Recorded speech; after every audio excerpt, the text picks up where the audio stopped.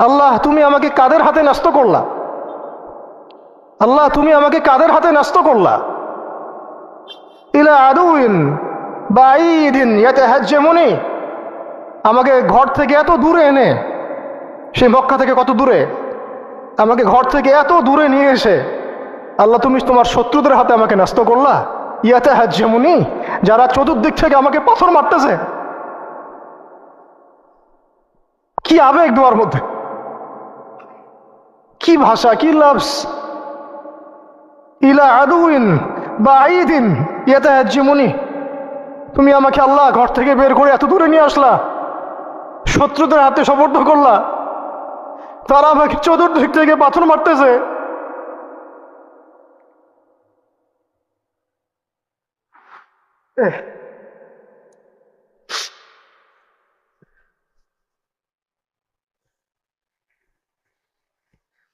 আম্মি লা করিবিন মাল্লাকতাহু আমরি, পরে নবীজি বলছেন আম্মি লা করিব, নাকি আমাকে কাছের মানুষদের হাতে নিয়ে আসছো আল্লাহ? আল্লাহ তুমি কি আমাকে কাছের মানুষদের হাতে উঠাই দিছ?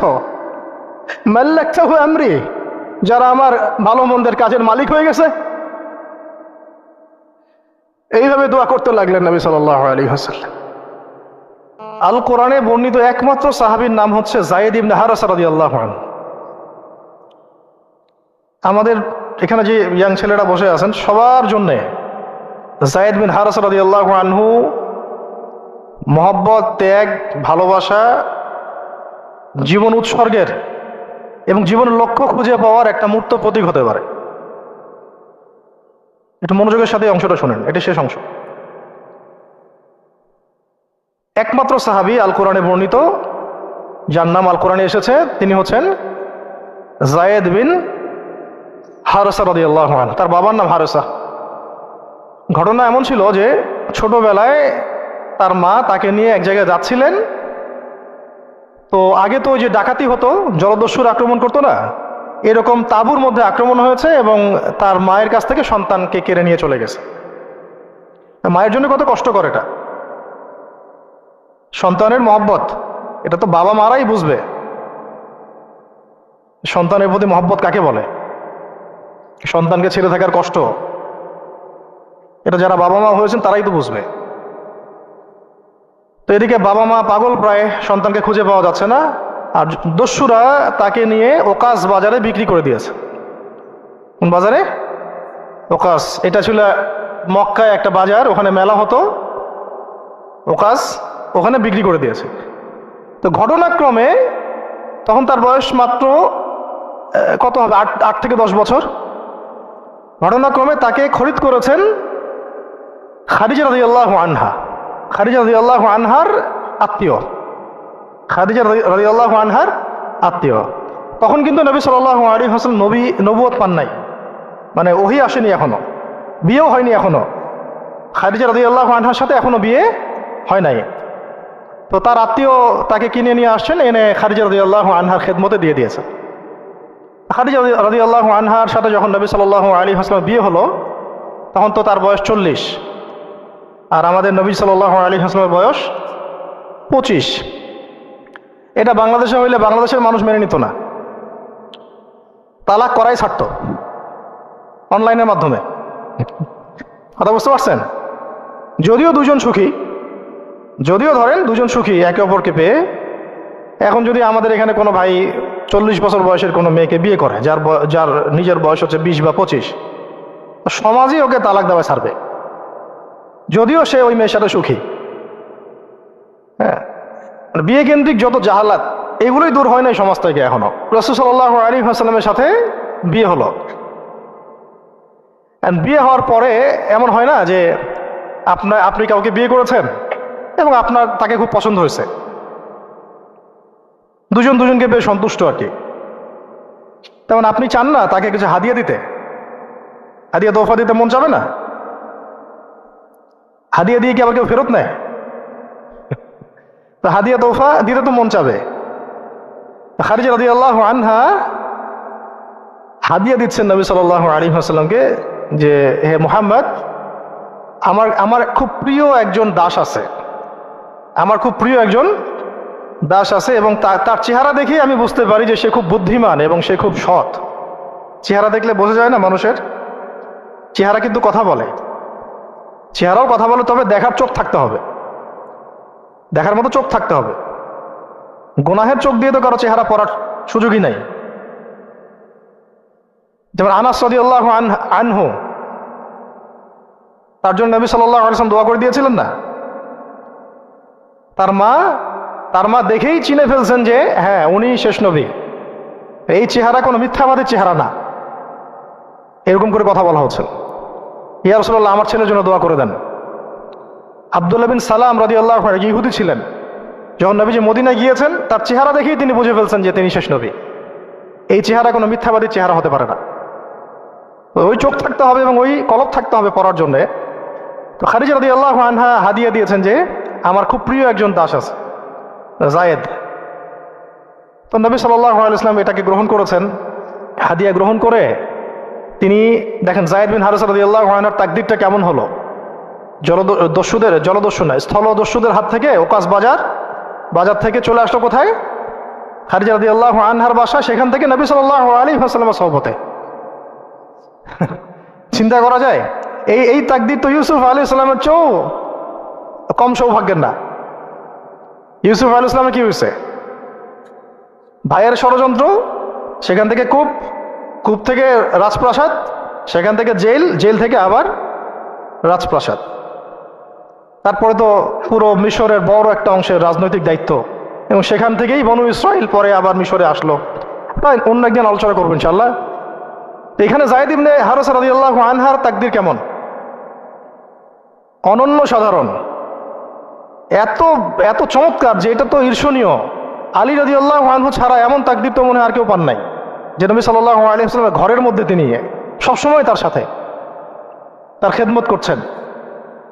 শুধু তাই না, নবী সাল্লাল্লাহু আলাইহি ওয়াসাল্লাম তাকে নিজের পুত্র বানিয়ে নিলেন। জায়েদ আমার পুত্র, জায়েদ আমার ছেলে। দাস রাখলেন না। যখন তিনি জায়েদ বিন হারিসা রাদিয়াল্লাহু আনহুকে পেলেন, সবার সামনে এলান করে দিলেন যে সে আমার দাস না, ও আমার ছেলে, জায়েদ আমার ছেলে। নবী সাল্লাল্লাহু আলাইহি ওয়াসাল্লাম বলছেন জায়েদ আমার ছেলে, বলছেন যে আমি তাকে ভালোবাসি, ও আমাকে ভালোবাসে। অথবা এক জায়গায় এভাবে আসছে যে আমি তার উত্তরাধিকারী, সে আমার উত্তরাধিকারী। জায়েদ বিন হারিসা রাদিয়াল্লাহু আনহুর লকব ছিল হিব্বু রাসূলিল্লাহ, রাসূল সাল্লাল্লাহু আলাইহি ওয়াসাল্লামের প্রিয় ভাজন। আর জায়েদ বিন হারিসা রাদিয়াল্লাহু আনহুর ছেলের নাম ওসামা বিন জায়েদ।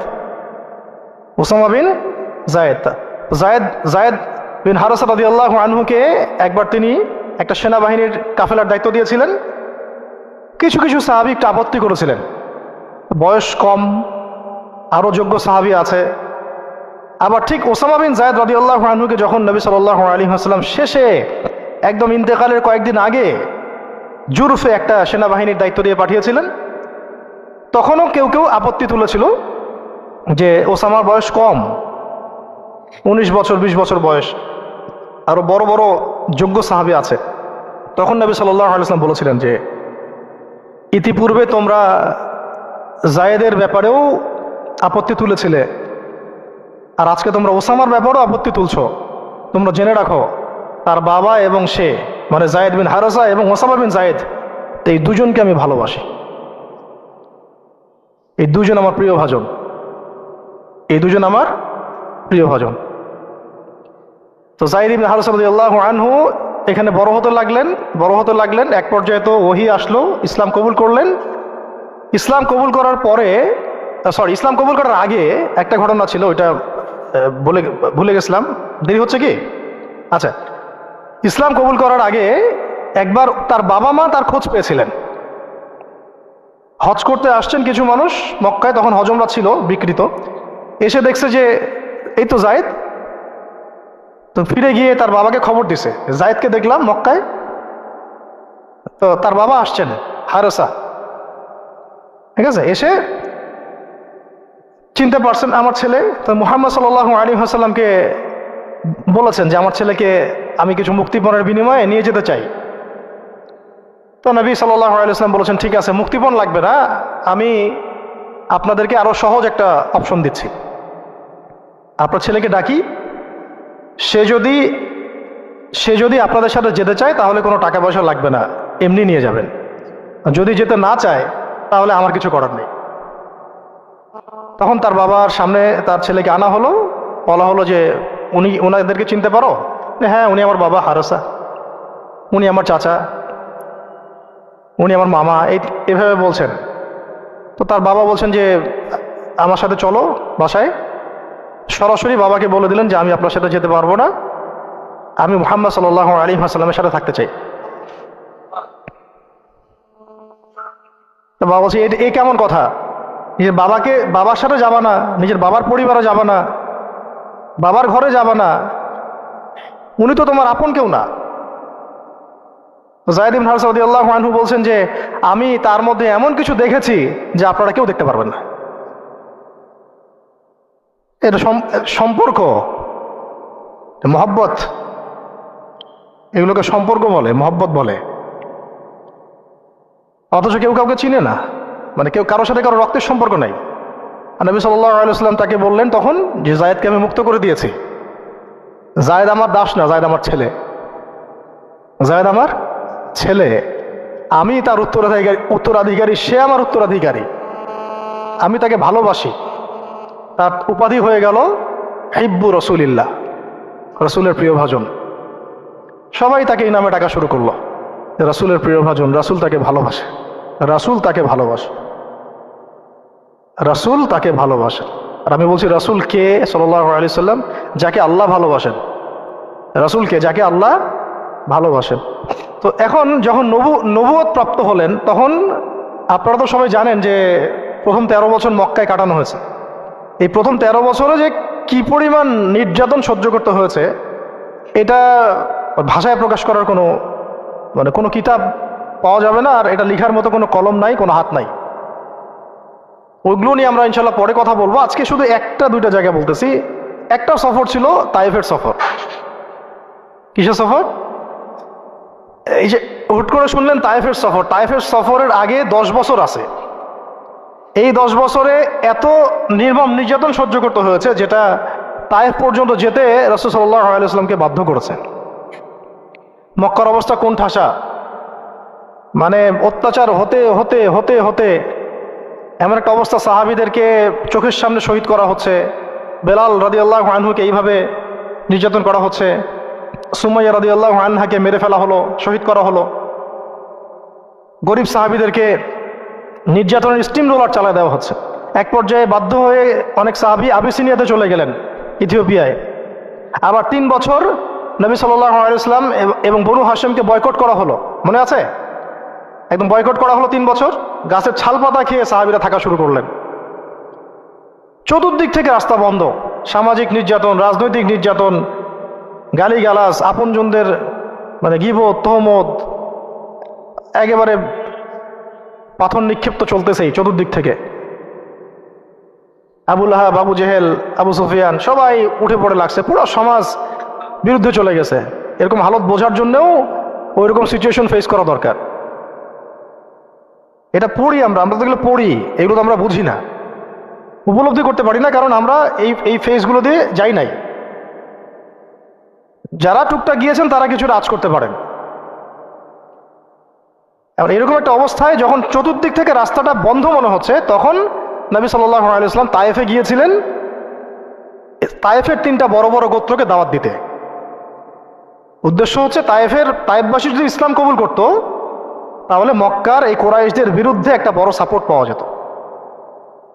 ঠিক আছে? এটা কিন্তু একটা হিজরত, এটাও কিন্তু একটা হিজরত। এর আগে একটা হিজরত হয়েছে আবিসিনিয়াতে, তায়েফেও। এটাতে ওই সাফল্যটা আসে নাই, তায়েফবাসী ইসলাম কবুল করে নাই। পরবর্তীতে আল্লাহ পাক মদিনাবাসীকে কবুল করেছেন।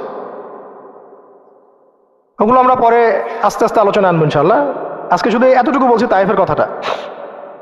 এইখানে সময়টা চিন্তা করবেন, সময়টা ছিল জুন জুলাই মাস, জুন বা জুলাই মাসের মতো অবস্থা। মানে কাঠ ফাটা রোদ বলতে আমরা যা বুঝি, প্রচন্ড রোদ, প্রচন্ড গরম, মরুভূমির উত্তপ্ত একটা অবস্থা। এই অবস্থায় মক্কা থেকে তায়েফের ডিস্টেন্স হচ্ছে প্রায় 100 কিলোমিটার, প্রায় 100 কিলোমিটার। যারা তায়েফে গিয়েছেন তারা হয়তো জানবেন, এটা পাহাড়, মানে মাটির নিচ থেকে তায়েফ শহরটা দেখা যায়। এই যে পাহাড়ের গা বেয়ে যে উঠতে হয়, এখন তো গাড়ি আসছে, গাড়ির যুগ, এই গাড়ি দিয়ে উঠতেও এই নিচ থেকে উপর পর্যন্ত 40 কিলোমিটার, মানে পাহাড়ের গা বেয়েই 40 কিলোমিটার রাস্তা এইভাবে সফর করে করে করে করে তায়েফের শহরের উপরে পৌঁছাতে হয়। এই কাজটা নবী সাল্লাল্লাহু আলাইহি ওয়াসাল্লাম তার সময় করেছেন পায়ে হেঁটে, তাও জুন জুলাই মাসের মতো উত্তপ্ত অবস্থায়, গরমের অবস্থায়। এবং এই সফরে নবী সাল্লাল্লাহু আলাইহি ওয়াসাল্লামের সাথে মাত্র একজন সাহাবী ছিলেন, সেই সাহাবীর নাম যায়েদ ইবনে হারেসা রাদিয়াল্লাহু আনহু, আর কেউ না, রাসূলের প্রিয় ভাজন। তাহলে বুঝতে পারছেন কত কত কাছের সম্পর্ক। আর কেউ না, কোনো সাহাবী না, যায়েদ ইবনে হারেসা রাদিয়াল্লাহু। ঠিক যেমন গারে সাওরে কেউ নাই, কোনো সাহাবী নাই, কে আছেন? আবু বকর রাদিয়াল্লাহু আনহু। আয়েশা রাদিয়াল্লাহু আনহা বলতেন মাঝে মাঝে যে যদি রাসূল সাল্লাল্লাহু আলাইহি ওয়াসাল্লাম জীবিত থাকতেন তাহলে যায়েদ ইবনে হারেসা রাদিয়াল্লাহু আনহুকে মনে হয় তিনি তার পরবর্তী স্থলাভিষিক্ত হিসেবেই ঘোষণা করে দিয়ে যেতেন। এত ভালোবাসতেন তিনি তাকে, মনে হতো যেন যায়েদ বিন হারেসা রাদিয়াল্লাহু আনহুকে তিনি পরবর্তী স্থলাভিষিক্ত করে দিয়ে যাবেন, এত ভালোবাসতেন। যখন যায়েদ ইবনে হারেসা কোনো সফর থেকে ফিরতো, আমি, আয়েশা রাদিয়াল্লাহু আনহা বলছেন, আমি রাসূল সাল্লাল্লাহু আলাইহি ওয়াসাল্লামকে এত, মানে কি একটা বস গ্রিটিংস বলি না আমরা, অভিবাদন, এত ব্যস্ত হয়ে অস্থির হয়ে আলিঙ্গন করতে দেখি নাই যেমনটা যায়েদ ইবনে হারেসার ক্ষেত্রে তিনি করতেন। বহু সফরে তিনি তাকে পাঠিয়েছেন, সারিয়া অভিযানে। সারিয়া মানে যে সফরগুলোতে আমাদের নবীজি নিজে যান নাই কিন্তু সাহাবীদেরকে পাঠিয়েছেন, কোনো সামরিক অভিযান, এটাকে বলা হয় সারিয়া। আর গাজওয়া হচ্ছে এমন যুদ্ধ যেখানে নবীজি নিজে গিয়েছেন, অ্যাজ এ কমান্ডার উপস্থিত ছিলেন। তো একবার একটা সফর থেকে যায়েদ ইবনে হারেসা রাদিয়াল্লাহু আনহু এসেছেন। আয়েশা রাদিয়াল্লাহু আনহা বলছেন তার গায়ে, আমাদের নবীজির গায়ে তার সতরটা কোনো রকম ঢাকা ছিল, উপরে পোশাক নাই, মানে গায়ের উপরের পোশাকটা তিনি পরেনি নাই। এই অবস্থাতে তিনি আয়েশা রাদিয়াল্লাহু আনহার ঘরে ছিলেন, ওইখানে এসে যায়েদ ইবনে হারেসা রাদিয়াল্লাহু আনহু নক করেছেন দরজায়। ওই অবস্থায় তিনি উঠে গিয়ে যায়েদ ইবনে হারেসা রাদিয়াল্লাহু আনহুকে আলিঙ্গন করা শুরু করলেন, কপালে চুমু দেওয়া শুরু করলেন, আমার প্রিয় ভাজন আসছে। ওই সাহাবীকে সাথে নিয়ে তিনি সফর করছেন তায়েফে। তায়েফে যাওয়ার পরে 3টা গোত্রনেতা ছিল ওখানে, অনেক বড় কথা তো আমি অল্প করে বলছি সময় সংক্ষিপ্ততার কারণে। একটা গোত্রনেতার নাম হচ্ছে আব্দে ইয়ালাইল, এর আন্ডারে বহু মানুষ ছিল, যদি সে ইসলাম কবুল করতো তাহলে ওই সবাই ইসলাম কবুল করতো, সে করে নাই। একটা গোত্রনেতার নাম ছিল আব্দে মাসউদ, তার আন্ডারে বহু মানুষ ছিল এবং ধনী ধনী বড় বড় ধনী ব্যবসায়ী, রাজনীতিবিদ, সে ইসলাম কবুল করে নাই। আরেকটা লোক ছিল, তার নাম হাবিব বিন আমর, এই 3 নাম্বার গোত্রনেতা। তো সেও ইসলাম কবুল করে নাই। ইসলাম কবুল না করার কারণে এই 3টে গোত্রনেতার কাছ থেকে, আপনারা কি মনে করেছেন একদিন দাওয়াত দেওয়া হয়েছে? প্রায় 1 মাস নবী সাল্লাল্লাহু আলাইহি ওয়াসাল্লাম এই তায়েফের এই ময়দানে ছিলেন, দাওয়াতের ময়দানে। কোনো কিতাবে আসছে 10 দিন, কোনো কিতাবে আসছে 15 দিন, 17 দিন, কিন্তু অ্যাপ্রক্সিমেটলি 1 মাস, এটা বিভিন্ন সিরাতের কিতাবে আসছে। এই 1টা মাস তায়েফে থাকা, খাওয়া দাওয়া তো আল্লাহ ভালো জানেন কি হয়েছে। তার সাথে একজন মাত্র সাহাবী, দরজায় দরজায় দাওয়াত দেয়া, এবং সবাই দাওয়াত রিফিউজ করলো। বড় বড় 3টা গোত্রনেতাও রিফিউজ করে দিল। শুধু যে রিফিউজ করলো তা না, বরং এমন টিটকারি শুরু করলো, এমন ব্যঙ্গাত্মক আচরণ শুরু করলো, শেষ পর্যন্ত ওই এলাকার যত ছোকরা ছিল, যুবক, তরুণ, কিশোরী বেশি আসছে বর্ণনায়, এদেরকে লেলিয়ে দেওয়া হলো, সবার হাতে পাথর উঠিয়ে দেওয়া হলো যে এই ব্যক্তি মাজনুন, নাউযুবিল্লাহি মিন যালিক, মাজনুন মানে পাগল, এই ব্যক্তি কাযযাব, এই ব্যক্তি মিথ্যাবাদী, এই ব্যক্তি সাহের, এই ব্যক্তি জাদুকর। কাকে বলা হচ্ছে? সবাই মিলে পাথর মারো তাকে, নাউযুবিল্লাহি মিন যালিক। দৃশ্যটা একটু চিন্তা করেন। 10 বছর মক্কায় দাওয়াত দেওয়ার পর চতুর্দিক থেকে কুরাইশদের নির্যাতন, নিপীড়ন, শারীরিকভাবে, মানসিকভাবে, আত্মিকভাবে, সামাজিক বয়কট, 3 বছর গাছের ছাল পাতা খেয়ে পাহাড়ের পদতলে জীবন কাটানো বনু হাশেমের। আবার আমুল হুজনও হয়ে গেছে, ওই একই বছরে কয়েকদিনের মধ্যেই চাচা আবু তালেবও ইন্তেকাল করেছেন, খাদিজা রাদিয়াল্লাহু আনহাও ইন্তেকাল করেছেন। কি অবস্থা, কি অবস্থা ওই সময় চিন্তা করে, কি কষ্টের সময়, কি রকম কষ্টের সময় আমরা তো উপলব্ধি করতে পারবো না। আমরা তো গাজাবাসীর কষ্ট উপলব্ধি করতে পারি না, রাসূলুল্লাহ সাহাবীদের কষ্ট কি উপলব্ধি করতে পারবো? এই অবস্থায় আশার আলো নিয়ে তায়েফে যাওয়া, সেখানে গিয়ে যে 1 মাস এই মেহনত করার পর এই অবস্থা, সমস্ত ছোকরাটা পাথর মারা শুরু করলো। কি পাথর মারার সেই গতি, যেখানে পাথর মারা হয়েছে ওই জায়গা আমরা দেখে আসছি আলহামদুলিল্লাহ। কি পাথর মারার গতি, এমন পাথর মারা হচ্ছিল যে রাসূল সাল্লাল্লাহু আলাইহি ওয়াসাল্লামের মানে গায়ে লেগে রক্ত বের হতে হতে সেই রক্ত দিয়ে পায়ের যে জুতাটা আছে এই জুতাটা আটকে গেছে, এইভাবে জুতা খোলা যাচ্ছে না। রাসূলুল্লাহ সাল্লাল্লাহু আলাইহি ওয়াসাল্লাম পা থেকে জুতা খোলা যাচ্ছে না, রক্তে আটকে গেছে। আর মানুষ বলছে পাগল, মিথ্যাবাদী, হ্যাঁ জাদুকর, জিনে আসর করছে, মানুষ বলতেছে এগুলা। রাজনৈতিক ক্ষমতা চাই মনে হয়, হ্যাঁ অর্থ চাই মনে হয়, দুনিয়ার জৌলস মনে হয় চায়, আমাদের ঐক্য বিনষ্ট করতে আসছে। মারো একে, মেরে বিদায় করো এখান থেকে। কোন পর্যায়ে গেলে মানুষ এই কাজ করতে পারে, কি পরিমাণ ক্ষোভ থাকলে মানুষ এই কাজটা করতে পারে?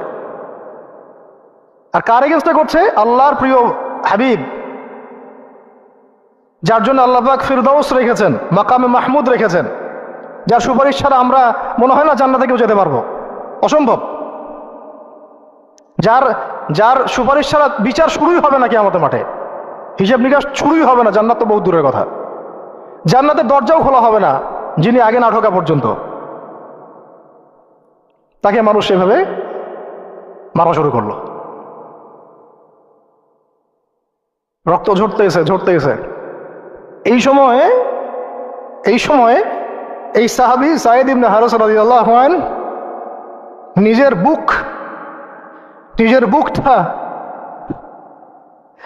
বুকটা নবী সাল্লাল্লাহু আলাইহি ওয়াসাল্লামের সামনে এইভাবে দিয়ে দিয়েছেন যে যতগুলো পাথর আসবে আমার গায়ে যেন লাগে, আমার নবীর গায়ে না লাগে।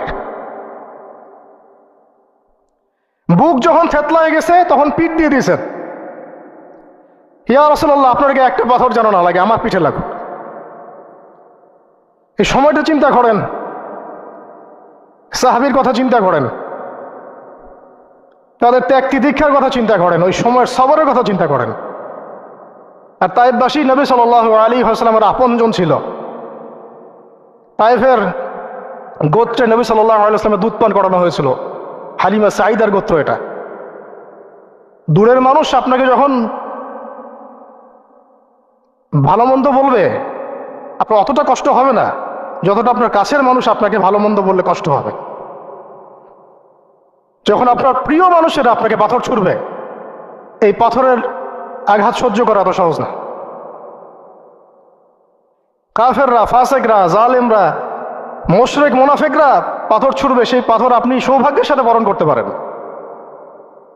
সেই রক্তক্ষরণে আপনার কষ্ট হবে না।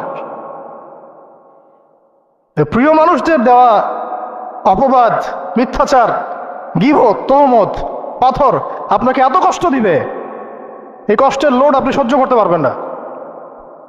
আর যদি আল্লাহ পাক আপনাকে সহ্য করার ক্ষমতা দিয়ে দেন, ইনশাআল্লাহ আপনি এমন ব্যক্তি হবেন যে ব্যক্তির হাতে আল্লাহ রাব্বুল আলামিন ইসলামের ঝান্ডা উঠাই দেবেন ইনশাআল্লাহ। এবং ইনশাআল্লাহ যাকে আল্লাহ রাব্বুল আলামিন পুরো কওমের জন্য কবুল করবেন ইনশাআল্লাহ। এবং পুরো শক্তি আপনার সামনে একদিন না একদিন পরাজয় বরণ করবেই, সময়ের ব্যাপার। যায়েদ বিন হারেসা রাদিয়াল্লাহু আনহু নিজের বুকটা এইভাবে আগলায় দিয়ে রাখছেন, আমার গায়ে লাগুক ইয়া রাসূলুল্লাহ, আপনার গায়ে না লাগে। আজকে আপনি যায়েদ ইবনে হারেসাকে পাবেন কোথায়? কিসের ইসলামী বিপ্লবের কথা বলি আমরা? জামা ইমারা এটা ওইটা, যায়েদ বিন হারেসারাই তো নাই। ওইরকম আখলাকের নেতাও যেমন আমরা পাই না, ওই রকম যায়েদ বিন হারেসাদের মতো আমরা মামুরও তো পাই না।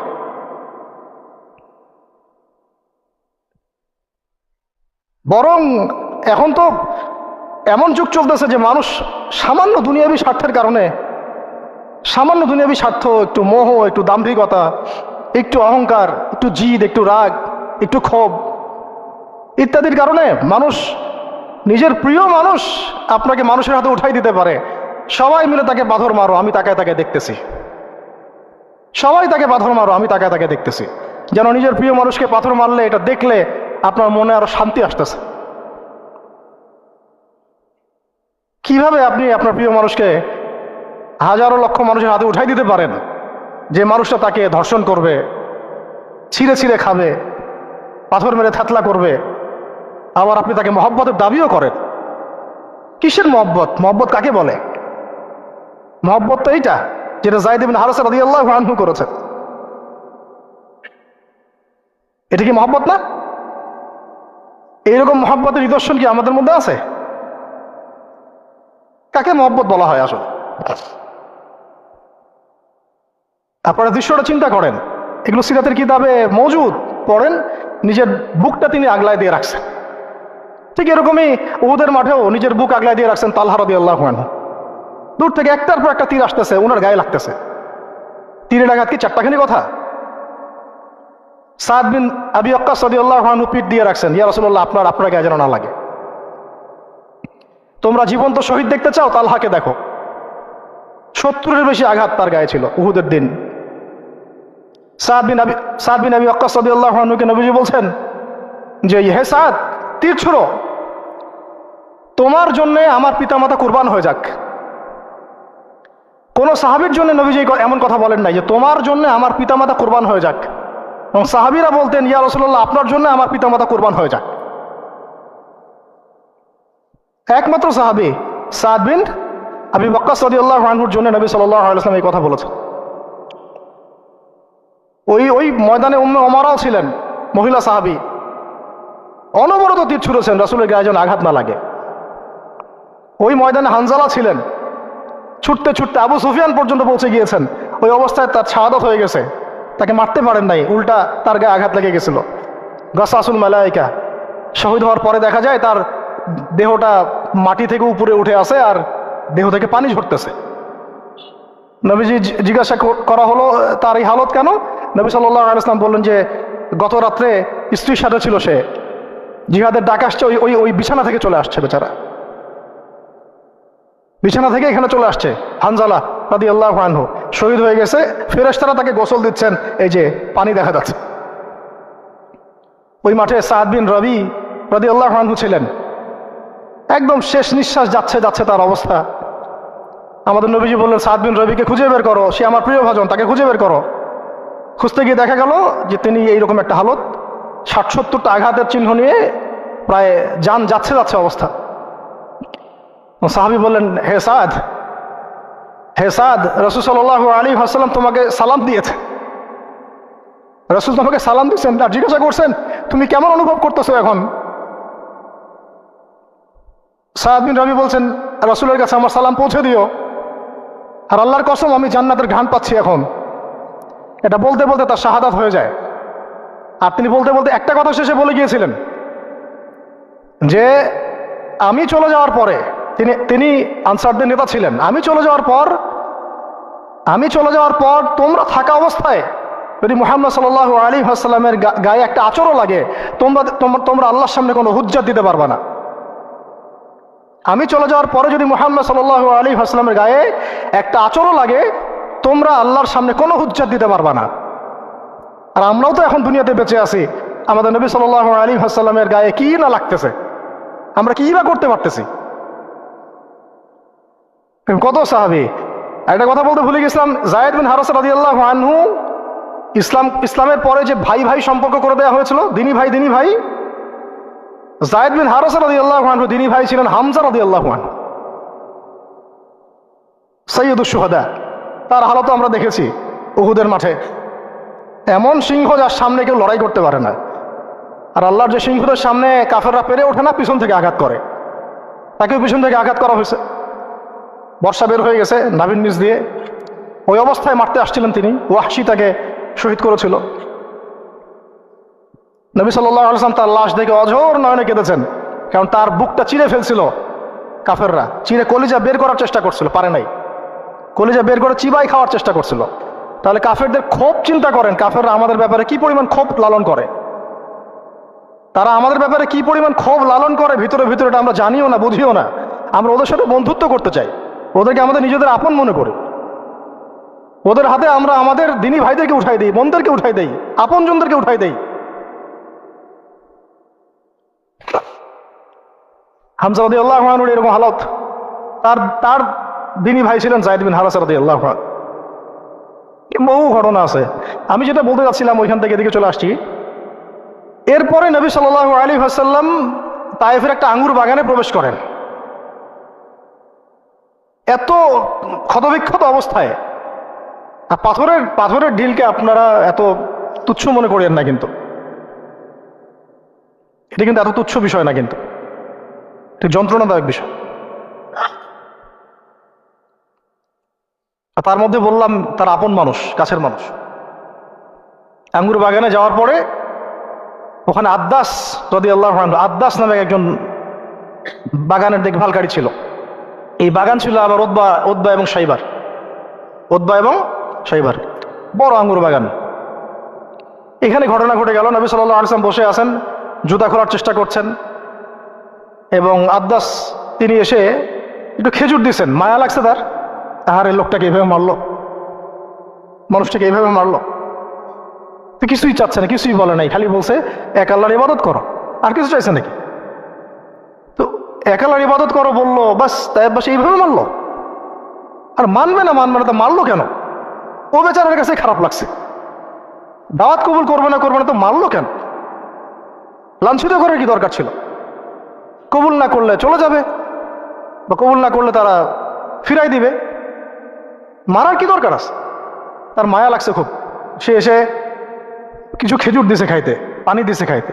ওই অবস্থায় নবী সাল্লাল্লাহু আলাইহি ওয়াসাল্লাম পানির গ্লাস নিয়ে, খেজুর নিয়ে বিসমিল্লাহির রহমানির রহিম, বিসমিল্লাহ বলছেন। বিসমিল্লাহ শুনে সে আদ্দাস, তার খুব ভালো লাগছে যে এই শব্দটা আপনি কোথা থেকে পেলেন। তো নবীজি তাকে জিজ্ঞাসা করছেন, তোমার নাম কি? আদ্দাস। কোথায় থাকো? আমি নিনওয়ার নামক একটা জায়গা থেকে আসছি। এটা শুনে নবী সাল্লাল্লাহু আলাইহি ওয়াসাল্লাম বলছেন যে, ও আচ্ছা, তার মানে তুমি আমার ভাই ইউনুসের এলাকার মানুষ, তুমি আমার ভাই ইউনুসের এলাকার মানুষ। আপনি কিভাবে ইউনুসকে চিনেন? ইউনুস আমার ভাই, নবীগণ সবাই বৈমাত্রিক ভাই, আমি আল্লাহ রসুল, সেও আল্লাহ নবী। তখন তিনি ইসলাম কবুল করেন। আদ্দাস রাদিয়াল্লাহু, তার নামে ওখানে এখনো মসজিদ আছে। হ্যাঁ, ওখানে আপনারা গিয়ে দেখবেন মসজিদ আছে। এই জায়গায় যায়েদ বিন হারেসা রাদিয়াল্লাহু আনহুর ভূমিকাটা দেখেন। এবার নবী সাল্লাল্লাহু আলাইহি ওয়াসাল্লাম ওই জায়গায় বসে দোয়া করতেছেন, এটা শেষ অংশ, দোয়া করতেছেন। এই দোয়ার লফজ যদি আরবি থেকে আরবি বুঝতে পারতেন, তাহলে মানে আমার এতগুলো কথা বলা সার্থক হতো। আর মানে আমি যদি মানুষকে এই দোয়ার শব্দগুলো অর্থ বুঝাইতে পারতাম, ওই ক্ষমতা যদি আমার থাকতো, আমার মনে হয় না এই ক্ষমতা কোনো ওলামায়ে কেরামের আছে। আমার মনে হয় না এই ক্ষমতা কোনো ওলামায়ে কেরামের আছে যে এই দোয়ার শব্দগুলো আওয়ামকে বুঝাই দিবে, এক্স্যাক্টলি সেই ফিলিংস এবং ইমোশন বুঝাবে, এমন ক্ষমতা আমাদের কাউকে দেওয়া হয় নাই। শুধু এই অনুভূতিগুলো বোঝার জন্য হলেও আরবি শেখা দরকার আপনাদের, আমাদের সবারই। এগুলো অনুভূতিগুলো বোঝার জন্য হলেও আমাদের আরবি শেখা দরকার। মোনাজাতে মাকবুল কিতাবেও দোয়াটা আছে। নবী সাল্লাল্লাহু আলাইহি ওয়াসাল্লাম রক্তাক্ত অবস্থায়, ক্ষতবিক্ষত অবস্থায়, তার পাশে যায়েদ ইবনে হারেসা রাদিয়াল্লাহু আনহু, তারা আল্লাহ রাব্বুল আলামিনের কাছে দোয়া করতেছেন। এই দোয়াটার নাম হচ্ছে মাজলুমের দোয়া, দুর্বলের দোয়া। কিসের দোয়া? দুর্বলের দোয়া। দোয়ার শব্দগুলো এমন ছিল, আল্লাহুম্মা ইন্নাকা তাসমাউ কালামি, আল্লাহুম্মা ইন্নাকা তাসমাউ কালামি, হে আল্লাহ, নিশ্চয়ই আপনি আমার কথা শুনছেন। আমাদের নবীজি বলছেন, আল্লাহুম্মা ইন্নাকা তাসমাউ কালামি, আল্লাহ আপনি নিশ্চয়ই আমার কথা শুনছেন। ওয়া তারা মাকানি, এবং আমার যে মাকান, আমার অবস্থা আপনি দেখছেন।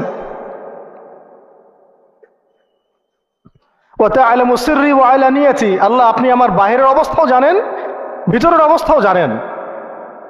আমার বাহিরের হালত আপনি জানেন, ভিতরের হালত আপনি জানেন, প্রকাশ্য অবস্থা আপনি জানেন, গোপন অবস্থা আপনি জানেন। তা'লামু সিররি ওয়া আলানিয়াতি লা ইয়াখফা আলাইকা শাইউম মিন আমরি, আমার কোনো কাজই আপনার কাছে গোপন না। আসলে আমার কি হালত, কি অবস্থা, আমার উপর দিয়ে কি গেছে, কি গেল, কি প্রকাশ্য, কি গোপন, কি সত্য, কি মিথ্যা, আল্লাহ আপনি সব জানেন। বলা কথা না বলা কথা সব আপনি জানেন। তা'লামু সিররি ওয়া আলানিয়াতি লা ইয়াখফা আলাইকা শাইউম মিন আমরি। এরপরে নবীজি বলছেন ওয়া আনাল বাঈসুল ফাকিরুল মুস্তাগীথুল মুস্তাজির আল ওয়াজিলুল মুশফিকুল মুকির আল মু'তারিফু বিযানবি। এক একটা শব্দ কিভাবে বুঝাবো আপনাদেরকে, আমার কাছে ভাষা নাই। আল্লাহ আমি দুর্দশাগ্রস্ত, আমি ফকির, আমি জিল্লতির শিকার, আমার অপরাধ আমি চিনতে পেরেছি। মানে এমন এমন শব্দ যেটা যেটা একজন নবী ছাড়া কারো মুখ দিয়ে বের হওয়া সম্ভব না, এমন এমন শব্দ যেটা ওহী ছাড়া সম্ভব না।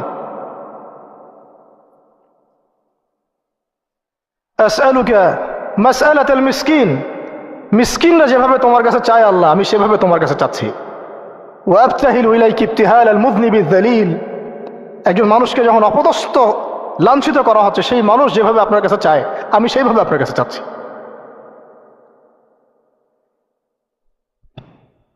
আরো অনেক শব্দ আছে, মাঝখানে লাইন আছে। একটা জায়গায় আছে অনেক বড় দোয়া, আল্লাহুম্মা ইয়া খায়রাল মাসউলিন ইয়া খায়রাল মু'তিন ইলাইকা আশকু দু'ফা কুওয়াতি। এই অংশটা সব কিতাবেই আছে সিরাতের। আল্লাহুম্মা ইলাইকা আশকু দু'ফা কুওয়াতি, আল্লাহ আমি তোমার কাছে আমার শক্তির অক্ষমতা প্রকাশ করতেছি। মানে আমার যে শক্তি নাই এখন, তাই পাশে আমার সাথে এগুলো করলো, আমার তো শক্তি নাই এখন, আমার এই শক্তির অক্ষমতা আল্লাহ আমি তোমার কাছে প্রকাশ করতেছি।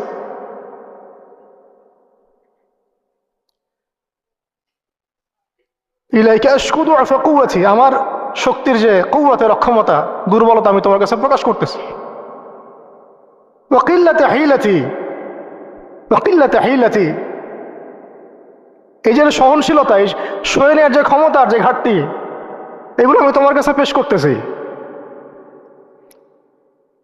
ওয়া হাওয়ানি আলান নাস ওয়া হাওয়ানি আলান নাস, আর এই যে পুরো মানুষ, তায়েফের পুরো মানুষ আমার সাথে যা করলো, তাদের সাথে লড়াই করার যে আমার অক্ষমতা, বা তাদেরকে বুঝানোর যে অক্ষমতা আমার, তাদেরকে যে আমি বুঝাতে পারতেছি না, এটা যে আমার অক্ষমতা, এই হালত আমি তোমার কাছে পেশ করতেছি। আল্লাহুম্মা ইলাইকা আশকু দু'ফা কুওয়াতি ওয়া কিল্লাতা হিলাতি ওয়া হাওয়ানি আলান নাস। কি শব্দ! বলছি ইলা মান তাকিলুনি, আল্লাহুম্মা ইলা মান তাকিলুনি, আল্লাহ তুমি আমাকে কাদের হাতে ন্যস্ত করলা, আল্লাহ তুমি আমাকে কাদের হাতে ন্যস্ত করলা।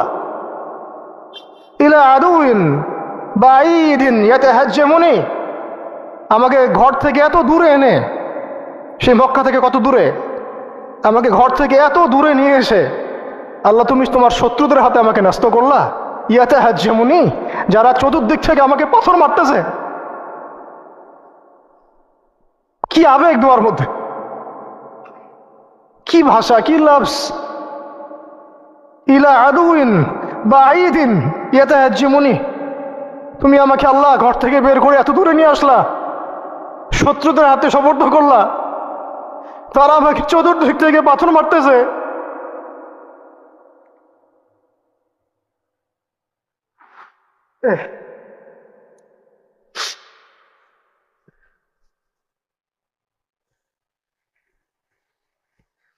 আম্মি লা করিবিন মাল্লাকতাহু আমরি, পরে নবীজি বলছেন আম্মি লা করিব, নাকি আমাকে কাছের মানুষদের হাতে নিয়ে আসছো আল্লাহ, আল্লাহ তুমি কি আমাকে কাছের মানুষদের হাতে উঠাই দিছ।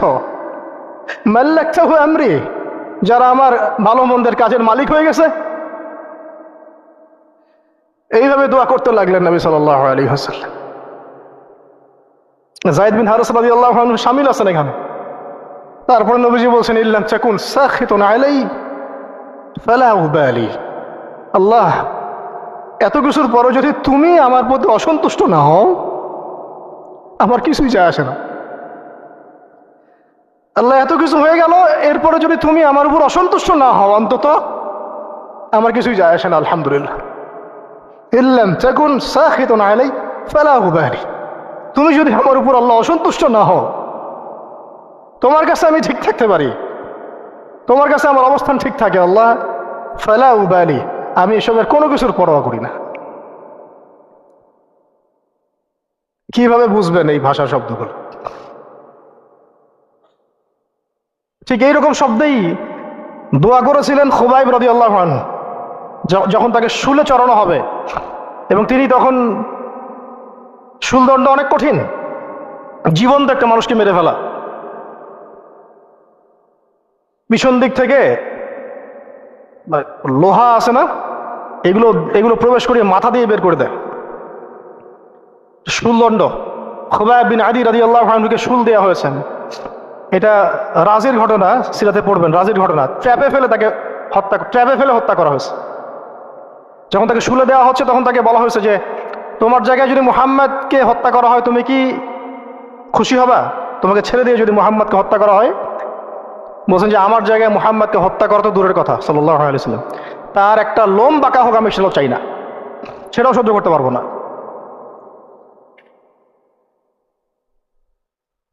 এরপর তিনি বলছিলেন, এই যে আমি বললাম ইল্লাম তাকুন সাখিতুন আলাইয়া ফালা উবালি, এরকম দোয়া খুবাইব রাদিয়াল্লাহু আনহু করেছেন। তিনি বলছিলেন তখন, লাস্তু উবালি হিনা উকতালু মুসলিমান, লাস্তু উবালি হিনা উকতালু মুসলিমান, যখন আমাকে মুসলমান হিসেবে শহীদ করে দেওয়া হচ্ছে আমি কোনো পরোয়াই করি না।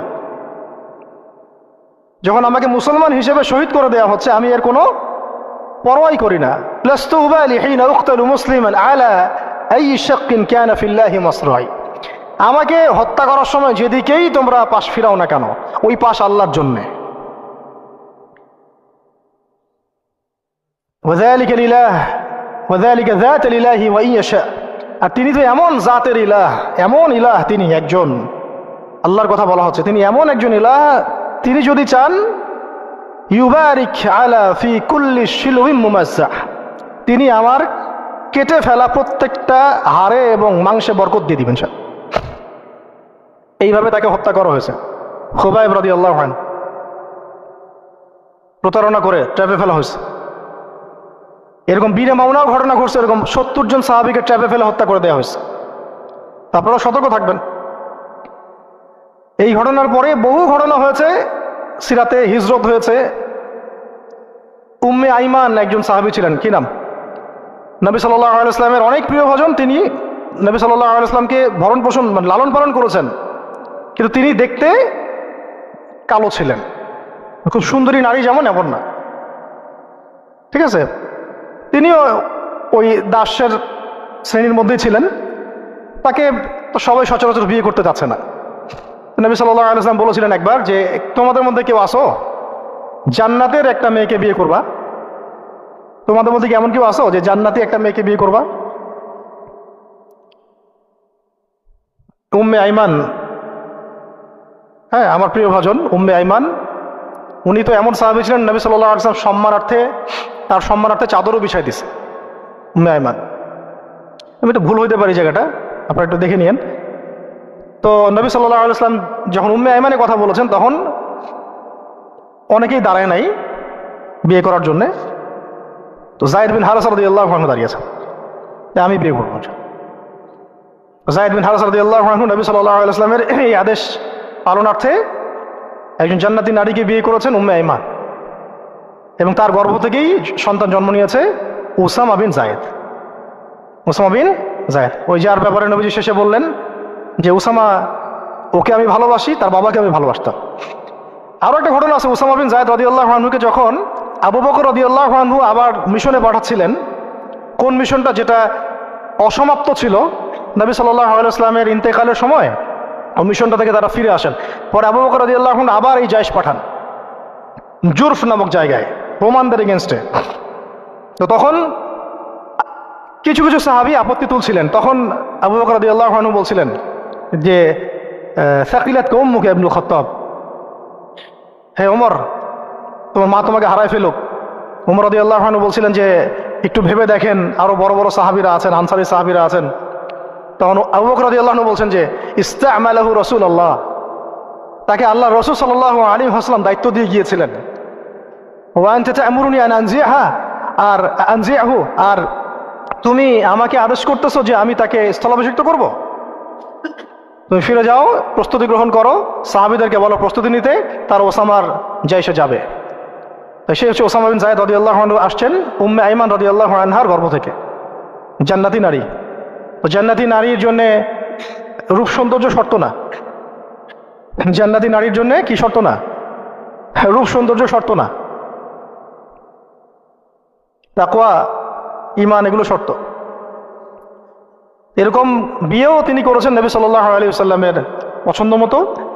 আবার তিনি যায়নাব বিনতে জাহাশ রাদিয়াল্লাহু আনহাকেও বিয়ে করেছিলেন। যায়নাব বিনতে জাহাশ রাদিয়াল্লাহু আনহাকে বিয়ে করেছিলেন। কিন্তু একটু শেষ করে দিচ্ছি, 5 মিনিট, একটু ধৈর্য ধরেন।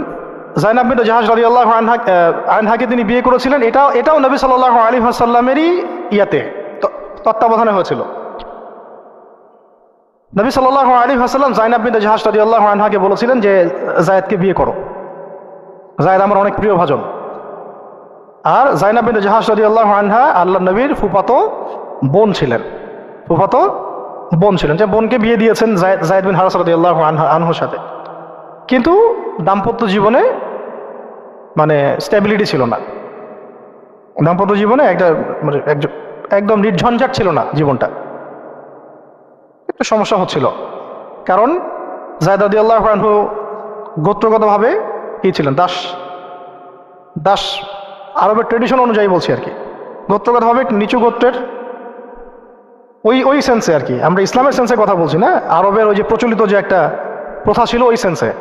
আর যায়নাব বিনতে জাহাশ রাদিয়াল্লাহু আনহা উচ্চ বংশের, আন্ডারস্ট্যান্ডিংয়ে একটু প্রবলেম হতে পারে, হচ্ছিল এটা।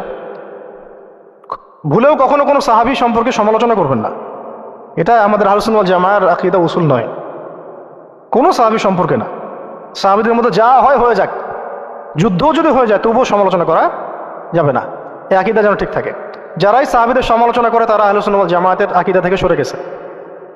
তো এখানে সাহাবীদের কোনো সমালোচনার সুযোগ নাই। কিন্তু দাম্পত্য জীবনে মনোমালিন্য হচ্ছিল, এটা খুব স্বাভাবিক বিষয়।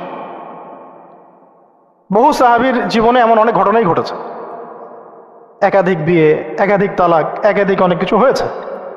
মানুষ হতে পারে, কখনো ভ্যালিড কারণ থাকতে পারে, কখনো মানুষ শয়তানের প্ররোচনা থাকতে পারে, কখনো জিন শয়তানের প্ররোচনা থাকতে পারে, কখনো আরো অন্য কিছু হতে পারে। তো যাই হোক, এখন তালাক হয়ে গেছে। যায়েদ বিন হারেসা রাদিয়াল্লাহু আনহু যায়নাব বিনতে জাহাশ রাদিয়াল্লাহু আনহাকে তালাক দিয়ে দিয়েছে। এরপরে নবী সাল্লাল্লাহু আলাইহি ওয়াসাল্লাম বিয়ে করেছেন যায়নাব বিনতে জাহাশ রাদিয়াল্লাহু আনহাকে। এইটা নিয়ে আরবের মধ্যে একটু কথা ছড়াছড়ি হচ্ছিল যে পালক পুত্রের স্ত্রীকে বিয়ে করেছে। আরবের মানুষ এটা নিয়ে কানা ঘোষা করছিল। তখন আল্লাহ রাব্বুল আলামিন আয়াত নাজিল করেছিলেন, সূরা আহজাবের মধ্যে আছে যে মুহাম্মদ সাল্লাল্লাহু আলাইহি ওয়াসাল্লাম তোমাদের মধ্যে কোনো পুরুষের পিতা নন। মা কানা মুহাম্মাদুন আবা আহাদিন মির রিজালিকুম ওয়ালাকিন রাসূলুল্লাহি ওয়া খাতামান নাবিয়্যিন। আর এই সূরার মধ্যেই মনে হয় 37 নম্বর আয়াতে, 36 বা 37 নম্বর আয়াতের দিকে যায়েদ রাদিয়াল্লাহু আনহুর এই ঘটনা আছে। যখন যায়েদ তালাক দিল, তুমি চক্ষু লজ্জা করলে, মানুষকে লজ্জা করলে, কিন্তু আল্লাহ রাব্বুল আলামিন বিধানদাতা, তিনি বিধান দিলেন যে পালক পুত্রের বিষয়টা আরবরা যেভাবে ডিল করে সেটা আল্লাহ রাব্বুল আলামিনের ওহী নয় বা আল্লাহ পাকের বিধান নয়। বিস্তারিত পড়তে পারবেন। তো এটাও একটা ঘটনা ঘটে গিয়েছিল। এরপর শেষ কথা হলো, শেষ যেটা পয়েন্ট সেটা হচ্ছে এরপরে অষ্টম হিজরতের অষ্টম বছর একটা বিশাল ঘটনা ঘটে গেল যে একজন সাহাবী, তার নাম হারিস বিন উমাইয়া। নাম কি? হারিস বিন উমাইয়া। তাকে নবী সাল্লাল্লাহু আলাইহি ওয়াসাল্লাম চিঠি দিয়েছেন একটা। চিঠি দিয়ে, এটা শেষ অংশ, চিঠি দিয়ে তিনি পাঠিয়েছেন, যাও গাসসান নামক জায়গায় যাও। কোথায়?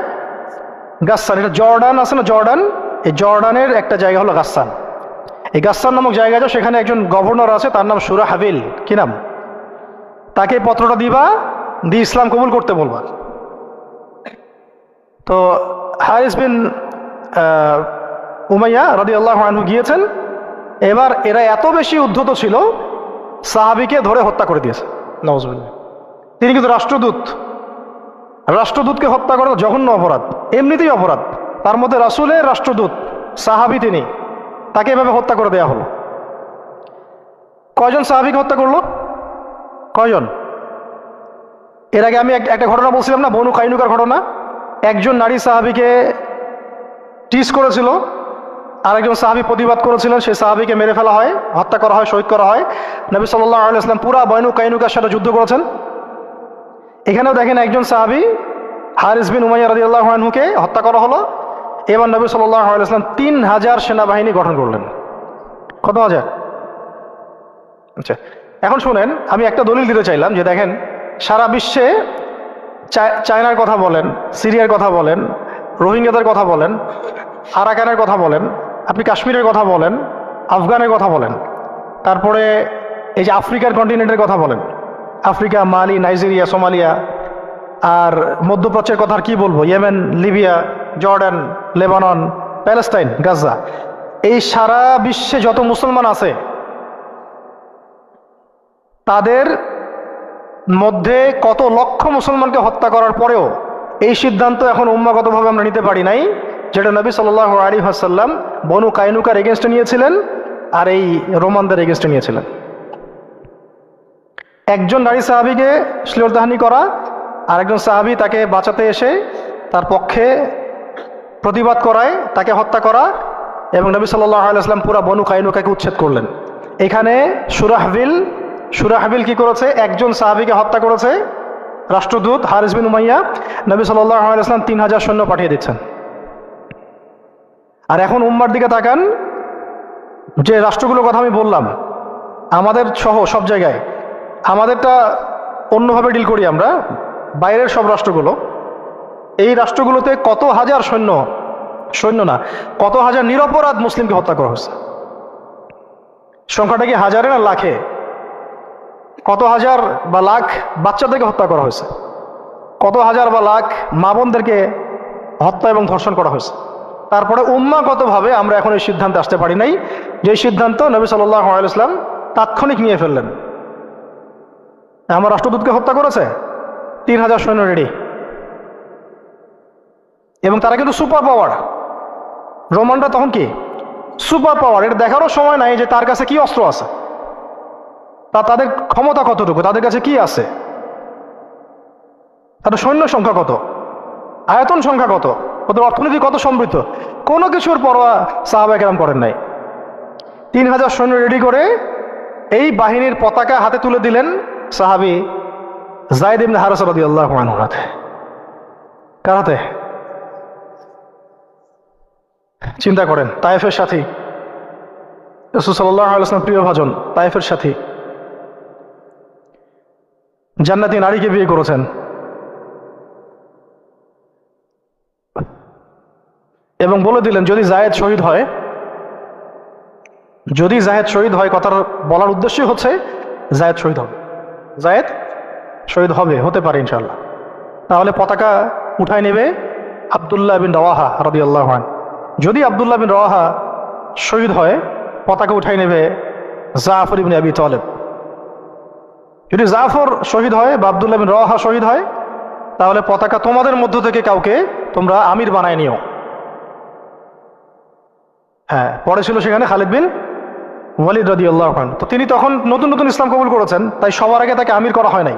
তো খালিদ বিন ওয়ালিদ রাদিয়াল্লাহু আনহু প্রায় 100টার মতো যুদ্ধ করেছেন ইসলামের পক্ষে, কোনো যুদ্ধে তিনি হারেন নাই, কোনো যুদ্ধে পরাজয় বরণ করেন নাই। উহুদের যুদ্ধে বিপর্যয় তো তার হাত দিয়ে হয়েছে, তাই না? তো তিনি যুদ্ধ কৌশলে অনেক পারদর্শী, খালিদ বিন ওয়ালিদ রাদিয়াল্লাহু আনহু। এখানে আমরা ফোকাস করতেছি একজন সাহাবীর দিকে, বাকি অন্য ঘটনা ইনশাআল্লাহ অন্যদিন হবে, আজকে শেষ করে দিচ্ছি। যায়েদ ইবনে হারেসা রাদিয়াল্লাহু আনহু হাতে পতাকা দেওয়া। হ্যাঁ, তিনি গেলেন ওখানে, যখন যাওয়ার পরে দেখলেন যে সুবহানাল্লাহ, কোথায় আমরা 3000, আর এদের মধ্যে তো রোমান সৈন্যই 1 লাখ। রোমান সৈন্য হচ্ছে 1 লাখ সৈন্য, এটা কোনো যুদ্ধ হয় নাকি? 1 লাখ সৈন্য একদিকে 3000 সৈন্য দাঁড়ায় আছে, এটা কোনো যুদ্ধ হয় কখনো? এই যুদ্ধ, এইরকম সৈন্য সংখ্যা থাকলে, এরকম কুওয়াতের ব্যাপার থাকলে, কোনো স্কলারশিপ অফ ইসলামও এখন বলবে না যে ওদের সাথে যুদ্ধ করা জায়েজ। কোনো আলেমও মনে হয় ভুলেও ফতোয়া দিবে না যে তাদের সাথে যুদ্ধ করা জায়েজ হতে পারে। তোমরা কি পাগল হয়েছো তাদের সাথে যুদ্ধ করতে যাও? ওদের 1 লাখ, তোমাদের 3000। মনে তো হয় কেউই হয়তো এই ফতোয়াটা দিবে না, যেটা এটা হতেও পারে। ইসরায়েলে এত পাওয়ার, তোমরা কিসের জন্য হামাসের পক্ষে কথা বলো? আমেরিকা এত বড় সুপার পাওয়ার, তালেবানরা পারবে ওদের সাথে? এরকমই তো কথা চলতেছে সব, না? বাংলাদেশের মুসলমান, পাকিস্তানের মুসলমান, আফগানের মুসলমানদের কি আছে? ভারতের এত বড় বড় পারমাণবিক অস্ত্র আছে।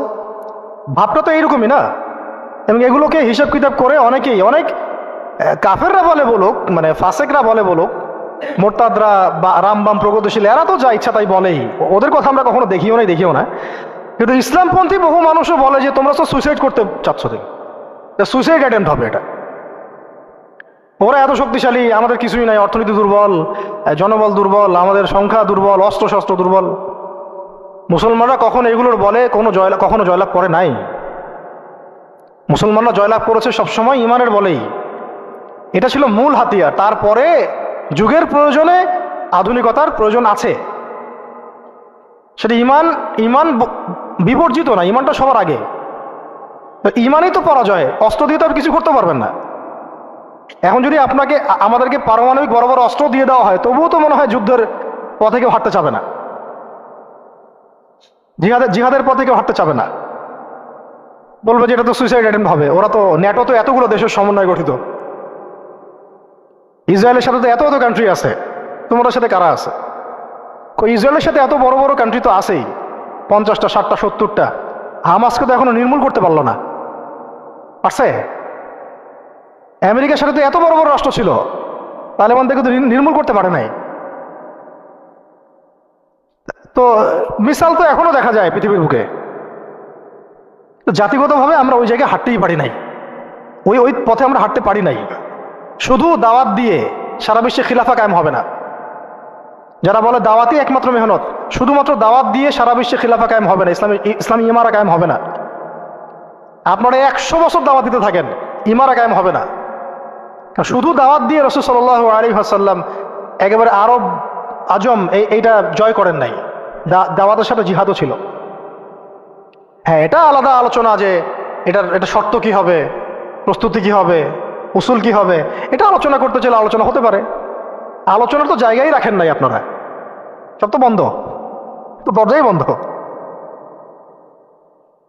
বরং এগুলো নিয়ে যারাই 2-4টা কথা বলছে, ওরা তো শেষ, সমাজই ওদেরকে মেনে নেয় নাই, ইসলামপন্থী ভাই বোনরাই মেনে নেয় নাই।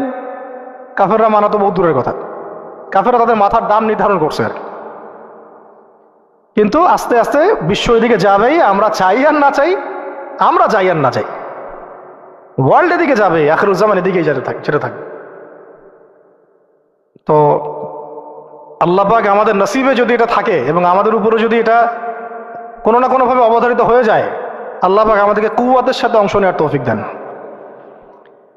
এবং সব দিক থেকে, আধ্যাত্মিকভাবে, ইমানের দিক থেকে, আমলের দিক থেকে, আখলাকের দিক থেকে, সমাজের দিক থেকে, জ্ঞানের দিক থেকে আল্লাহ পাক ওই রকম চেতনা এবং প্রস্তুতি আমাদের মনের মধ্যে দান করে দেন। প্রস্তুতি তো আগে মনের বিষয়। তো শেষ করতেছি, এবার এই যায়েদ ইবনে হারেসা রাদিয়াল্লাহু আনহু, এখানে আলোচনা হচ্ছে আমরা কি যুদ্ধ কালকে করব, নাকি মদিনা থেকে সৈন্য পাঠাতে বলবো, নাকি আমরা অন্য কোনো পথে যাব, নাকি ব্যাকফুটে যাব, নাকি পত্র পাঠাবো রাসূলকে জানাবো বিষয়টা। তো দেখা গেল পরের দিন সৈন্য 1 লাখ না, সৈন্য 2 লাখ সৈন্য, আরো গাসসানি গোত্রের বিভিন্ন জায়গা থেকে আরবরা আসছে, আরো 1 লাখ। এবার ফতোয়া কোন জায়গায় যাইতো আমরা হইলে? ফতোয়া যাইতো একটা জায়গায়, এখান থেকে পালাই হিজরত করো, এখান থেকে পালাই হিজরত। তোমরা কি জানো না নিজের জান বাঁচানো ফরজ? আর সুবহানাল্লাহ, এমন একটা ব্যাপার জানেন, শয়তানও কোরআন হাদিস থেকে দলিল দিতে পারে। হ্যাঁ, আমার অভিজ্ঞতা থেকে আমি দেখছি, আমার অভিজ্ঞতা থেকেও দেখছি একটা, যে একজনকে বলা হচ্ছিল যে এটা না আপনার আমার মাঝে চুক্তি হয়েছে। হ্যাঁ, তো এই চুক্তি মানতে আপনার অসুবিধা কোথায়? সে বলতেছে যে এই চুক্তি যখন হয়েছে তখন আমি বুঝতে পারি নাই যে কোনটা ঠিক কোনটা বেঠিক। এখন বুঝতে পারছি যে এটা ঠিক ছিল না। আর হাদিসে আছে মুমিন 1 গর্তে যেন 2 বার না যায়। আমাকে হাদিস দিয়ে দলিল দিয়ে দিল। কি বুঝলেন? তো এমন একটা অবস্থা যে দলিল কোরআন হাদিস থেকে এখন মনে হয় শয়তানও দিতে পারে। আল্লাহ পাক আমাদেরকে হেফাজত করেন। তো আলেমদের সংস্পর্শে থাকতে হয় এই কারণেই, তাহলে আমরা বুঝতে পারবো না যে আসলে কোনটা পরিশুদ্ধ দলিল, গ্রহণযোগ্য দলিল। শেষ কথা হচ্ছে, এবার দেখা গেল 2 লাখ সৈন্য, এখানে আলোচনা হচ্ছে যুদ্ধ হবে কি হবে না। একজন সাহাবী আব্দুল্লাহ বিন রওয়াহা, যিনি কমান্ডার ছিলেন পরে, তিনি বললেন, তিনি এমন একটা জ্বালাময়ী বক্তব্য দিলেন, ওই বক্তব্য শুনে সাহাবায়ে কেরাম একদম ডিটারমাইন্ড হয়ে গেলেন যে কালকে যুদ্ধ হবে।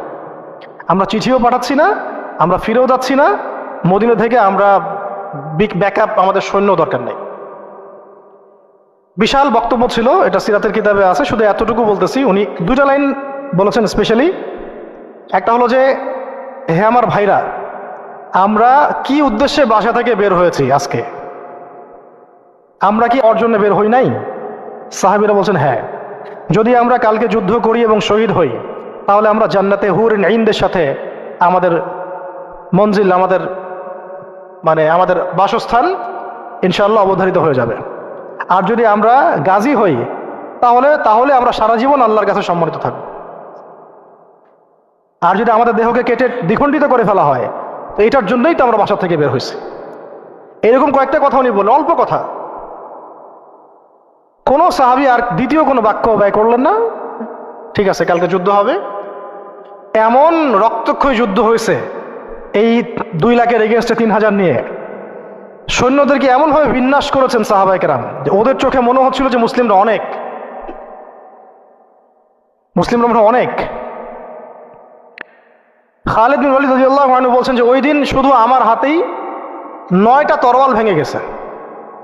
মানে কাফেরদেরকে মারতে মারতে মারতে মারতে এমন একটা অবস্থা হয়েছে আমার 9টা তরোয়াল ভেঙেই গেছে।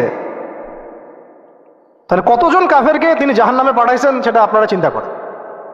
শেষে ছোট নাকি একটা ইয়েমেনের চাকু ছিল, ওই ছোট একটা চাকু দিয়ে আমি যুদ্ধ করছি।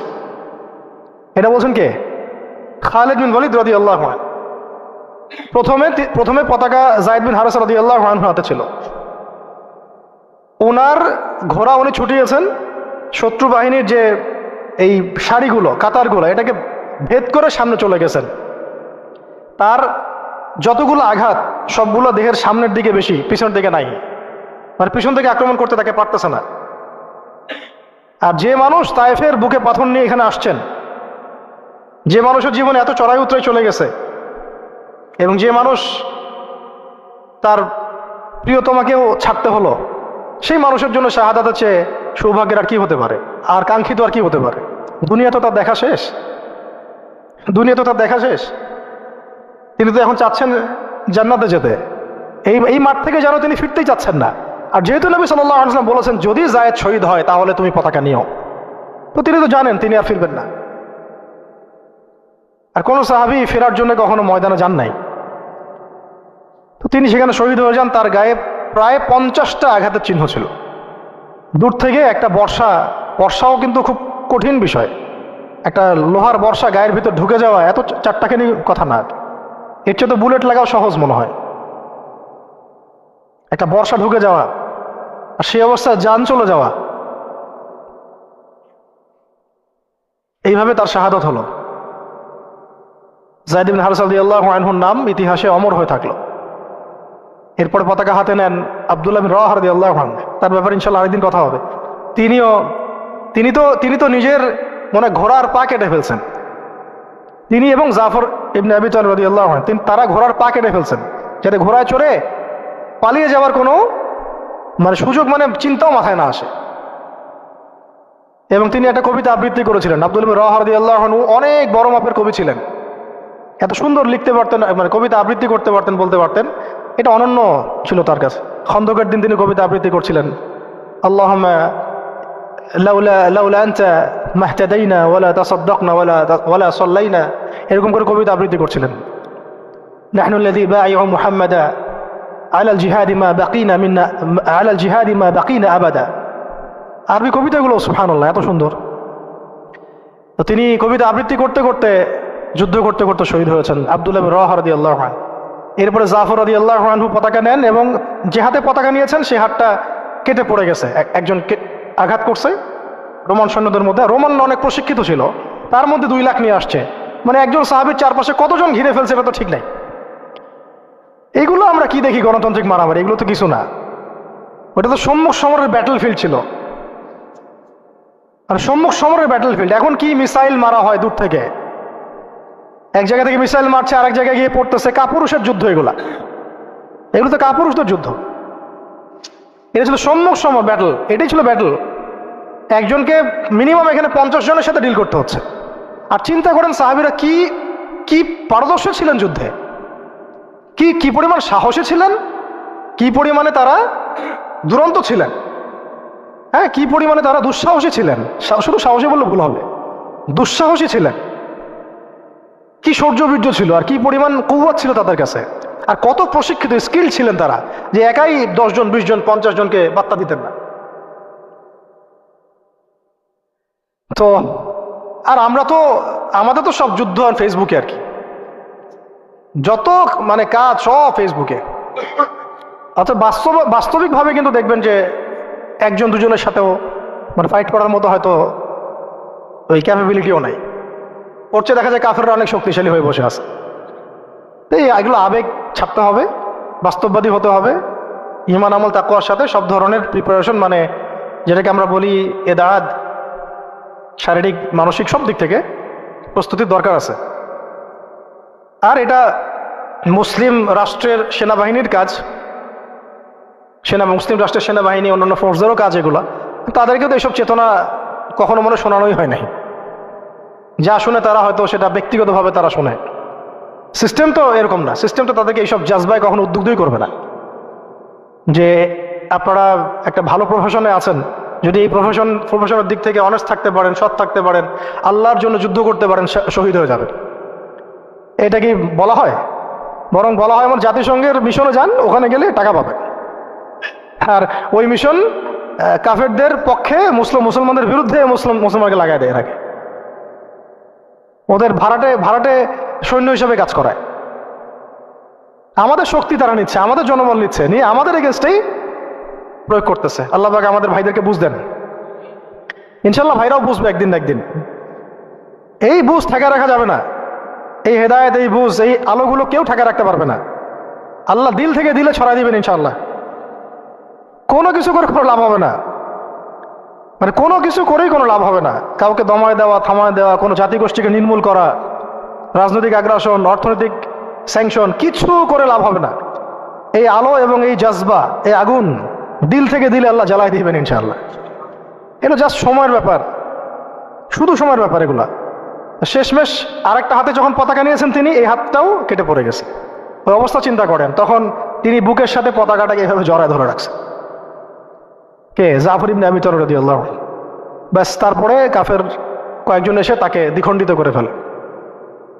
জর্ডানে এখনো তাদের রওজা, কবর এখনো আছে, তাদের কবর এখনো ওখানেই আছে, মোতার প্রান্তরেই আছে। এইভাবে মুসলিমদের মধ্যে শহীদ হয়েছে মাত্র 12 জন সাহাবী। মাত্র 12 জন সাহাবী শহীদ হয়েছেন এই যুদ্ধে, মোতার যুদ্ধে। আর আমি তো বললাম খালিদ বিন ওয়ালিদ রাদিয়াল্লাহু আনহু একাই 9টা তরোয়াল ভাঙছেন। এরপরে পতাকা হাতে নেন খালিদ ইবনুল ওয়ালিদ রাদিয়াল্লাহু আনহু, এবং তিনি এমনভাবে সাহাবীদেরকে ফাংশন করেছেন যে যুদ্ধও করছেন, আবার ব্যাকফুটেও আসছেন, আবার সামনে যান, আবার পিছনে আসেন, সামনে সৈন্য পিছনে, পিছনের সৈন্য সামনে, ডানেরটা বামে, বামেরটা ডানে। ওরা হকচকায় গেছে, মনে করছে যে মনে হয় অনেক ফোর্স মনে হয় পিছন থেকে আসতেছে। আর আল্লাহ পাকের সাহায্য তো আছেই, ফেরেশতা নাজিল করে আল্লাহ সাহায্য করেন। ওদের মনে আল্লাহ ত্রাস সৃষ্টি করে দিয়েছেন, ভয়ে। আল্লাহ পাক কাফেরদের মনে ভয় সৃষ্টি করে দিয়েছেন। তো ওরা আর সামনে আসার সাহস পায় নাই। আস্তে আস্তে এই বাহিনী পিছাতে পিছাতে পিছাতে পিছাতে মদিনা পর্যন্ত চলে আসছে। মুতার বিশাল ঘটনা, মুতার যুদ্ধ। এই যুদ্ধে আমরা যায়েদ ইবনে হারেসা রাদিয়াল্লাহু আনহুকে দেখলাম, সেই তায়েফের সাথী, সেই ছোটবেলার সাথী, পালক পুত্র, সেখান থেকে মুক্ত হয়ে হিব্বু রাসূলিল্লাহ, হ্যাঁ, রাসূলের শানে, রাসূলের সম্মান, ভালোবাসার প্রমাণ দেওয়ার জন্য নিজের বুক উজাড় করে দিয়েছেন। পিঠ দেখেন নাই, বুক উজাড় করে দিয়েছেন। যাকে মহব্বত করেন তাকে একা ছেড়ে দেন নাই, যাকে মহব্বত করেন তাকে একা ছেড়ে দেন নাই যে সবাই পাথর মারুক আর সে থ্যাতলা হয়ে যাক, বিধ্বস্ত হয়ে যাক, ক্ষতবিক্ষত হয়ে যাক। বরং তিনি মহব্বতের পরিচয় দিয়েছেন এইভাবে যে নিজের গায়ে আঘাত নিয়েছেন, আঘাতগুলো নিজের গায়ে নিয়েছেন, তাও সরে যান নাই, দায়িত্ব থেকে অবহেলা করেন নাই। প্রকৃতপক্ষে এটাই হলো মহব্বতের পরিচয়। এমন মহব্বত যদি তাকদীরে নসিব হয়, অবশ্যই দুনিয়াতে আপনারা বা যে কেউ সৌভাগ্যবান। আর যদি এটা নসিব না হয়, এটাও একদিক থেকে আপনি সৌভাগ্যবান যে আপনি দুনিয়ার আসল হাকিকত বুঝতে পেরেছেন যে পরকালটা ঠিক এমনই হবে, পরকালটা ঠিক এমনই হবে, কবরটা এমনই হবে, হাসরটা এমনই হবে, মিজানটা এমনই হবে, পুলসিরাতটা এমনই হবে। ইয়াউমা ইয়াফিরুল মারউ মিন আখিহি ওয়া উম্মিহি ওয়া আবিহি ওয়া সাহিবাতিহি ওয়া বানিহি লিকুল্লি ইমরিন মিনহুম ইয়াউমাইযিন শা'নু ইউগনি। সেদিন প্রত্যেকেই যার যার নফস নিয়ে থাকবে। শেষ কথা হচ্ছে, রাসূল সাল্লাল্লাহু আলাইহি ওয়াসাল্লামের কাছে এই খবরগুলো আসতে থাকলো যে যায়েদ শহীদ হলো, জাফর শহীদ হলো, আব্দুল্লাহ বিন রাওয়াহা শহীদ হলো। নবী সাল্লাল্লাহু আলাইহি ওয়াসাল্লাম ছুটে গিয়ে যায়েদ রাদিয়াল্লাহু আনহুর ছোট্ট মেয়েকে কোলে নিয়েছেন, নিয়ে কান্না শুরু করছেন। সাহাবীরা বলছেন, ইয়া রাসূলুল্লাহ, আপনিও কান্না করেন? তো নবীজি বলছেন যে এটা রহমত, আল্লাহর রহমত। আল্লাহ পাক যাকে ইচ্ছা তাকে এই রহমত দেন, কাঁদতে পারাটাও রহমত। এরপরে নবীজি একটা দোয়াও করতেন, এই সময় না, মানে নবীজি একটা দোয়াও করতেন প্রায়ই, আল্লাহুম্মা উরযুকনি, আল্লাহুম্মা ইজআলনি, না আল্লাহুম্মা উরযুকনি, একটু দেখতে হবে এই শব্দটা। আইনাইনি আইনাইনি হাত্তালাতাইন তাসকিয়ানিল কলবা বিযুরুফিদ দাম'i মিন খাশিয়াতিক ক্বাবলা আন তাকুনা দুমু'ু দামান ওয়া আদরাসু জামরা। আল্লাহ আমাকে এমন দুটো চোখ দিও যে চোখ দুটো কাঁদতে পারে এবং সেই চোখের পানি দিয়ে কলব পর্যন্ত সিক্ত হয়ে যায়। ওই দিন আসার পূর্বেই, যেদিন চোখের পানি রক্তে পরিণত হবে আর দাঁতের মাড়িগুলো আগুনে পরিণত হবে। কি ওয়ার্ড দেখছেন, কি শব্দ খেয়াল করছেন? ওই দিন আসার পূর্বেই আল্লাহ, যেদিন চোখের পানি পরিণত হবে রক্তে আর দাঁতের মাড়ি পরিণত হবে আগুনে, অঙ্গারে। তো এরপরে জাফর রাদিয়াল্লাহু আনহু অন্যান্য সাহাবীদের বাচ্চাদেরকে তিনি আদর করতে লাগলেন। রাসূল সাল্লাল্লাহু আলাইহি ওয়াসাল্লাম তো অনেক নরম দিলের মানুষ ছিলেন, রাহমাতুল আলামিন। তো উনি তো রাতের বেলা তাহাজ্জুদে নামাজ পড়লেও বাচ্চাদের মতো কান্না করতেন। এখন একটু পরে মুচকি হাসলেন, এটা শেষ কথা, একটু পরে মুচকি হাসলেন আকাশের দিকে তাকিয়ে। তো সাহাবীরা বললেন, ইয়া রাসূলুল্লাহ সাল্লাল্লাহু আলাইহি ওয়াসাল্লাম, আপনি হাসছেন কেন? নবী সাল্লাল্লাহু আলাইহি ওয়াসাল্লাম বললেন যে আমি দেখলাম যে ফেরেশতাদের সাথে জাফর বিন আবু তালেব রাদিয়াল্লাহু আনহুকে আল্লাহ রাব্বুল আলামিন জান্নাতে একটা উঁচু মাকাম দিয়েছেন এবং সেখানে সে উড়ে বেড়াচ্ছে এবং ফল খেয়ে বেড়াচ্ছে। আর আল্লাহ রাব্বুল আলামিন তার ওই কেটে যাওয়া দুই হাতের বদৌলতে, বিনিময়ে আল্লাহ পাক তাকে দুইটা পাখা দিয়ে দিছে। এরপর থেকে তার নাম হলো জাফর আত-তাইয়ার, জাফর আত-তাইয়ার। এগুলো ছিল দুনিয়ার হাকিকত। তারা দিন দুনিয়া আখিরাত এগুলো বুঝতেন। এগুলো ছিল মহব্বত, পাশে থাকা, সাথে থাকা এবং জীবনের লক্ষ্য উদ্দেশ্য। আমাদের জন্য এটাই ভালো হবে যে আমরা যারা এখনো আল্লাহ পাকের দিনের পথে আছি, আল্লাহ পাক আমাদেরকে হেদায়েত দিয়েছেন, সত্য মিথ্যা চেনার তৌফিক দিয়েছেন, আর কাল বিলম্ব না করে আল্লাহর দিনের দিকে ফিরে আসা, তওবা করা, ইস্তেগফার করা, নিজের জীবনকে গুছিয়ে নেওয়া, একদম যা প্রস্তুতি দরকার সব ধরনের প্রস্তুতি গ্রহণ করা, পড়াশোনা, আখলাক, ওলামায়ে কেরামের সোহবত, হ্যাঁ, অর্থনৈতিক প্রিপারেশন, পারিবারিক বলেন, ইত্যাদি ইত্যাদি, শারীরিক জামাবদ্ধ দাওয়াত, তাবলীগ, মেহনত এবং জিহাদের জজবাও রাখা, এবং সামনের দিনগুলোর ব্যাপারে সতর্কও থাকা, আশাবাদীও থাকা এবং দোয়া বেশি বেশি করতে থাকা। ইনশাআল্লাহ তাআলা সামনে এমনও সময় আসবে যে অনেক সংগ্রাম, রক্ত, অন্ধকারের পরে কিন্তু একটা আলোর আভাস আমরা পাচ্ছি।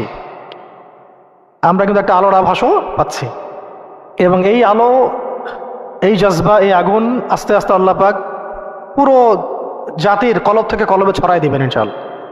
কারণ আমাদের বহু ল্যাকিংস আছে, আমাদের প্রচুর ল্যাকিংস আছে। হ্যাঁ, পড়াশোনার গ্যাপস আছে, ইমানের, আখলাকের, আমলের সমস্ত দিক থেকে অনেক গ্যাপস আছে না? এই গ্যাপসগুলো আল্লাহ পূরণ করে দিতে পারেন মুহূর্তেই। এই গ্যাপসগুলো আল্লাহ পাক দোয়ায় পূরণ করে দিতে পারেন, ইস্তেগফারে পূরণ করে দিতে পারেন। আল্লাহ কবুল করলে আল্লাহ পাক সব কিছুর ব্যবস্থা করে দিতে পারেন। তা আমাদের সেই খালেস নিয়াত রাখতে হবে, সেই জাজবাও থাকতে হবে, এবং দোয়ার সাথে চেষ্টাও থাকতে হবে, দোয়ার সাথে চেষ্টাও থাকতে হবে, এবং অবশ্যই সবর করতে হবে। একদিনে কোনো কিছু হাসিল হবে না।